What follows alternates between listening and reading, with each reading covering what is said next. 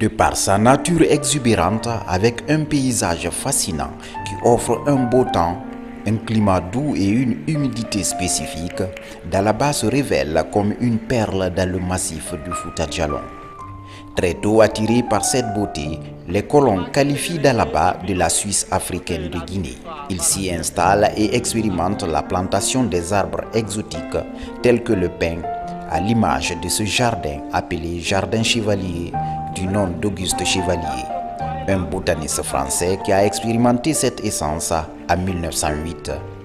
Parti en France, il revient en 1918 et constate la réussite des échantillons. Telle est la genèse de ce jardin. La forêt a été appelée forêt des pins, c'est parce que c'est ici qu'il a essayé de la première plantation des pins. Ça ne se trouvait nulle part en Guinée. Mais c'est après que ça a réussi en 1918, après la Première Guerre mondiale, il est revenu. Il a trouvé que les pins ont donné, ça a poussé. Et depuis lors, il a essayé de mettre dans les autres endroits de la ville de Dalaba, même à Pita. Les pins se trouvent à Pita actuellement. Donc après ça, en 1945, l'endroit là où nous sommes a été placé comme forêt classée. Dans le jardin, plusieurs autres espèces exotiques. Des arbres centenaires sous lesquels l'humidité crée un microclimat qui accueille si bien les visiteurs. Des arbres aux écorces odoriférantes, des feuilles au parfum qui embaument l'atmosphère. Les couloirs sont arpentés par les visiteurs. Pour cette occasion, ces motards s'offrent le plaisir de faire une parade.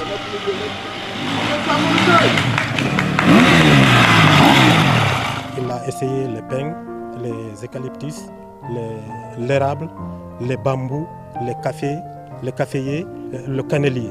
Il a trouvé que tout ça marche. Il a fait cette exécution un peu partout à Dalaba. Il est parti vers Ifak là-bas, il a essayé. Les pins et les canneliers. Dalaba, ce sont aussi les sites historiques.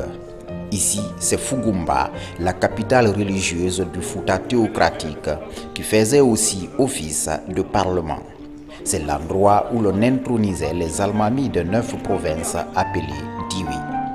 Cette première case était la salle d'attente. Cette autre plus grande était la salle de couronnement. Des sanctuaires qui ont résisté à l'usure du temps avec ses intempéries pendant des siècles grâce aux entretiens assurés par les gardiens des temples. Il y a eu 14 almamis. Parmi les 14 almamis, le couronnement se faisait ici, chez nous ici. Et parmi les 14 almamis, parce que c'était un modèle d'organisation sociale en avance sur son époque, il y avait l'alternance. Le premier almami, Karamoko Alpha, le deuxième almami, Suri Maudo. Donc c'est ce qui a fait qu'il y a eu l'alternance entre les Souria et les Alfaya. Et parmi les 14, il y a eu 7 de chaque côté. Et actuellement, la case que nous avons ici a été présentée comme un site pour le patrimoine mondial. Et nous remercions très sincèrement le ministère de la Culture, le gouvernement guinéen qui a fait en sorte que la case de couronnement de Fugumba soit parmi les 5 sites témoins présentés à l'UNESCO. C'est une famille qui entretient cette case et le sol n'a pas changé, les murs n'ont pas changé. C'est la toiture qui est le teinté qu'on renouvelle chaque 15 ans s'il n'y a pas de termites. Donc il faut remercier tout le monde que c'est un patrimoine maintenant. Et nous sommes heureux qu'on mette ce patrimoine aujourd'hui en lumière. Le couronnement aussi, c'est les turbans des 9 duvets qui représentent les provinces. On commence par le turban de Fugumba, on termine. Mais l'Almami reste pendant 9 jours ici. Et chaque matin, on enlève un turban. Quand ça reste le turban de Fugumba, on fait une délégation qui l'accompagne jusqu'à Timbo, parce que c'est là-bas qui est la capitale administrative. Dans la même contrée, ce site emblématique du tourisme guinéen, c'est la chute de Ditine. Une marche de 20 minutes en traversant des précipices et des monticules arides donne accès au site. Sur place, l'on découvre une merveille naturelle.